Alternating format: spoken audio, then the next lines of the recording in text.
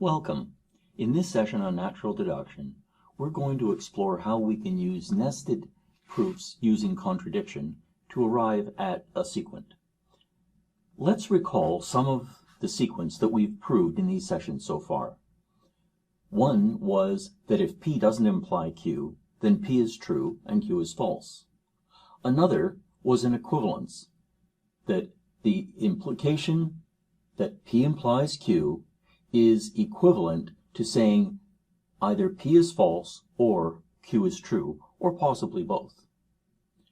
Let's try the converse of this, and we'll use a different formula for the implication, and let's try to prove that sequent. So the sequent that we'll try to prove is that P and not Q, therefore it's false that P is false or Q is true.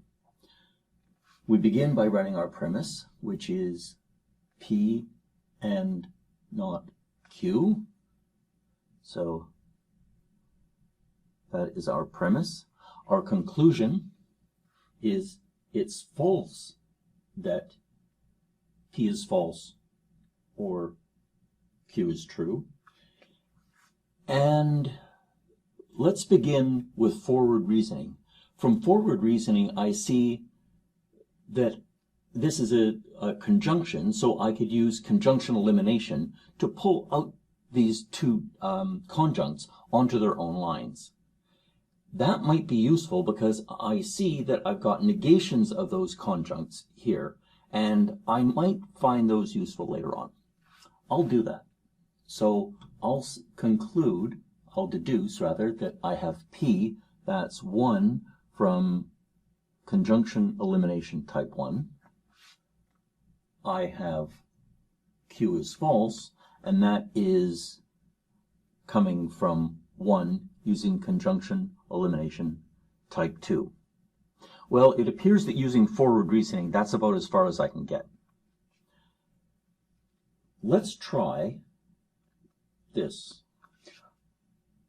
I think that this is the negation of a more complex formula. And if it's the negation of a more complex formula, I could use negation introduction, which is a proof using contradiction, to arrive at it. To do that, I would open an assumption box. I would write the rule that I'm going to use, which is negation introduction. I would put the unnegated formula as the top line in the box, so that will be line 4. That is either P is false or Q is true, and that is an assumption. And the goal of this proof is a contradiction, because that is the schema or the rule of deduction for negation introduction. I then examine my first line of the top line of the box and all of the preceding lines of the proof that are within scope. I see that this is a disjunction, and I see that the negation of the left disjunct is present and the negation of the right disjunct is present. So I see negations of these disjuncts on previous lines, and I see that my goal is a contradiction. I think that I could probably achieve my goal if I use disjunction elimination. And to do that, I'm going to use two boxes. I'll open up the first box. I know that this is, because this is going to be straightforward, I know that these boxes are not going to be particularly large. So I write my first box, and then I'll write my second box.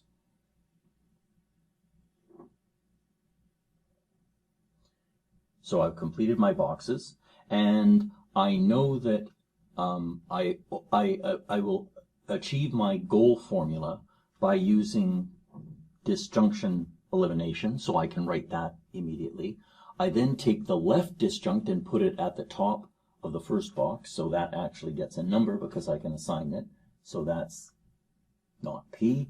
I take my right disjunct and I put it at the top. Oh, I note that this is an assumption, so that's now a new line in my proof.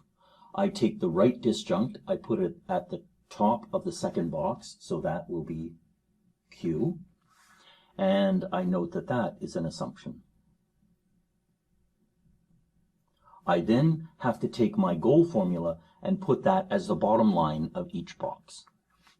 So I take the bottom symbol and I copy the bottom symbol there, and I copy the bottom symbol there. I proceed with my first disjunction box, and I take its assumption and I look at all of the previous lines of the proof that are within scope. And here all of the previous lines are within scope. I see not P, well, that came from a disjunction, that's unlikely to be useful. Not Q, that doesn't appear useful, but not P on one line, P on another line, that is a contradiction. And I can eliminate this negation using negation elimination, and that involves, my personal preference is I put the positive formula first. So I put line 2 and line 5, and now I've completed this bottom line of the first disjunction box, and I can assign it a line number. And that box is now complete. I turn my attention to the right disjunction box. It now gets a line number because it has a number, it has a formula, and it has a reason for the formula being present. I do the same thing. I say, I take the top line of the assumption box and compare it to everything else that is within scope. And here the matter of within scope is really important, because if I tried to dig inside, I would see a bottom symbol and I might use fallacious reasoning. It would be a fallacy for me to say that there's a bottom symbol inside a box and I can then use bottom elimination to get to where I'm going. I can't do that. And similarly, I can't dig inside the box and make a copy. What's inside this box is not within scope. So I have to say Q, and then I get to my disjunction. That's not useful. To not Q, now I have a formula and its negation. I can deduce the bottom symbol. And the bottom symbol in this case is my goal. I can then say, again, my personal preference is to put the non-negated formula first. I would say I'm using 7 and line 3, and that was negation elimination. So I've completed my second disjunction box. That means I've completed my disjunction box. Disjunction elimination is my justification. Oh, I can now number that as 8. I can now number that as 9. The justification for this line of my proof is the reasoning in lines 5 through 6 and the reasonings in lines 7 through 8 by disjunction elimination. And I've now completed my box for negation introduction.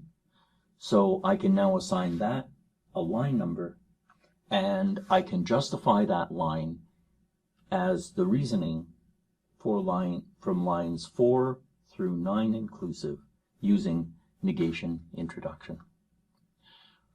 In this proof, I've had to combine forward reasoning and backward reasoning. Forward reasoning was used to pull apart this conjunction into its simpler terms. Backward reasoning was used in order to say, oh, I could employ a proof using contradiction. I then switched to forward reasoning to do disjunction elimination, and I then involved contradictions twice and had to pay attention to the scope of the lines when I was doing so. This would count as a moderately complex proof in propositional logic in the field of natural deduction.